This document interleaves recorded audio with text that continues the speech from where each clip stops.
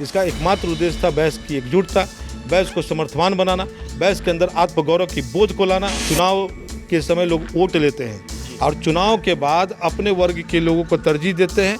बैस वहीं पे ठगा हुआ सा महसूस करता है।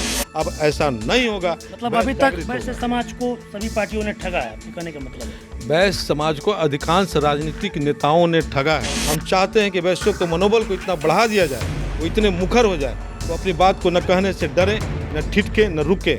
वैश्य लोग इतने मुखर हो जाएं कि वह अपनी आत्मसम्मान की लड़ाई को लड़ सके और यह मुहिम जारी रहेगा। नमस्कार, आप देख रहे हैं लाइव सिटीज। मैं हूं आपके साथ रोहित। आपको बता दें कि चिराग पासवान के करीबी नेता डॉक्टर प्रकाश चंद्रा के द्वारा आज औरंगाबाद में वैश्य समागम का कार्यक्रम रखा गया था। डॉक्टर प्रकाश चंद्रा का काफ़ी भव्य तरीके से ढोल नगाड़ा बजाकर स्वागत भी किया गया। देखिए, मेरे साथ बात करने के लिए डॉक्टर प्रकाश चंद्रा जी, हम इनसे बात करने की कोशिश करेंगे। सर, आपके द्वारा आज कार्यक्रम किया गया था, कार्यक्रम कितना सफल रहा? यह कार्यक्रम मेरे द्वारा नहीं, यह कार्यक्रम वैश्य समाज के द्वारा किया गया था। जितने भी वैश्य नेता हैं उन्होंने इस कार्यक्रम में अपनी आहुति दी है। इस कार्यक्रम का उद्देश्य साफ है। इस कार्यक्रम का उद्देश्य है कि हमारे जितने भी वैश्य हैं, वो सभी 26 उपजातियाँ जो औरंगाबाद ज़िले में रहती हैं, वो एक प्लेटफार्म पे आए। आपने मंच पे भी देखा होगा, वहाँ भारतीय जनता पार्टी के रामेश्वर चौरसिया जी थे, लोक जनशक्ति पार्टी रामविलास का मैं चिराग पासवान का सिपाही वहाँ था, राजद के भी नेता थे, कांग्रेस के मंजीत आनंद साहू थे। सभी दल के लोग थे। जो थे वो दल के नेता नहीं थे, वो सभी वैश्य थे, वैश्य हित के लिए थे और अपने वैश्यों के सम्मान को बढ़ाने के लिए थे। हम वैश्य को एक प्लेटफॉर्म पर इकट्ठा करके और उन्हें उनकी एकजुटता को प्रदर्शित करना चाहते हैं। हम चाहते हैं कि कोई भी पार्टी या कोई भी नेता हमें साथ लेकर के चले, हम उनके पीछे नहीं चलना चाहते। हम चाहते हैं कि वैश्यों के मनोबल को इतना बढ़ा दिया जाए, वो इतने मुखर हो जाए कि अपनी बात को न कहने से डरें, न ठिठके, न रुके। वैश्य लोग इतने मुखर हो जाएं कि वह अपनी आत्मसम्मान की लड़ाई को लड़ सके और यह मुहिम जारी रहेगा। सर, काफ़ी संख्या में जो लोग थे वो उस कार्यक्रम में पहुंचे थे। कार्यक्रम करने के पीछे का उद्देश्य क्या है? क्योंकि काफ़ी संख्या में लोग पहुंचे थे। इस कार्यक्रम का उद्देश्य गैर राजनीतिक है।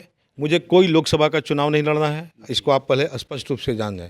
लोकसभा का चुनाव लड़ने के लिए औरंगाबाद के गांधी मैदान में अगर किसी व्यक्ति के द्वारा कार्यक्रम कराया जाता है, उससे कोई फर्क नहीं पड़ता, उससे टिकट नहीं मिलता है। लोकसभा का चुनाव इसका उद्देश्य नहीं था। हम चाहते हैं, क्योंकि जब हम किसी उद्देश्य से कोई कार्यक्रम को करते हैं तो हमारे जो वर्कर हैं, हमारे जो वैश्य हैं, जो आपके लिए गांधी मैदान में खड़े थे, वो सड़क पे छूट जाएंगे, आप सदन में पहुंच जाएंगे। मैं नहीं चाहता कि ऐसा हो। पहले जिस तरह से समाज को मनु यादव ठगा करते थे, वैसे ही समाज को आज राजनेता भी ठहरते हैं। वैश्य या अपनी जाति की बात करके सिर्फ अपने हित को साधते हैं, वह मैं नहीं करना चाहता। प्रकाश चंद्रा हमेशा उस काम के लिए जाने जाते हैं। मैं ऐसा व्यक्ति हूँ कि बंजर ज़मीन पर भी उर्वरक डालता हूँ ताकि घास तो निकलेगा। वैसे ही मैं बगैर मतलब का काम करता हूँ। किसी पार्टी के लोग हों, चुनाव हारने के बाद भी किसी दल के लोग हों, किसी जाति के लोग हों, बगैर जाति धर्म देखे मैं सबकी सहायता करता हूं। और यह भी कार्यक्रम बिना किसी उद्देश्य के था। इसका एकमात्र उद्देश्य था बैस की एकजुटता, बैस को समर्थवान बनाना, बैस के अंदर आत्मगौरव की बोझ को लाना और वैश्य की कोई उपेक्षा न कर सके। कोई दल आपको कम ना आके आपको चुनाव के समय लोग वोट लेते हैं और चुनाव के बाद अपने वर्ग के लोगों को तरजीह देते हैं। वैश्य वहीं पे ठगा हुआ सा महसूस करता है। अब ऐसा नहीं होगा। मतलब अभी तक वैश्य समाज को सभी पार्टियों ने ठगा है, आपके कहने का मतलब है? वैश्य समाज को अधिकांश राजनीतिक नेताओं ने ठगा है। हम लोगों के लिए वोट बैंक तो जरूर है, लेकिन जो प्रतिष्ठा हमें मिलना चाहिए वोटरों के तौर पे वह नहीं मिल पाता। ऐसा इसलिए होता है कि हम बटे हुए हैं। ऐसा इसलिए होता है कि हमारी राजनीतिक चेतना अभी भी शून्य है। हम सामाजिक रूप से उतने मुखर नहीं हैं।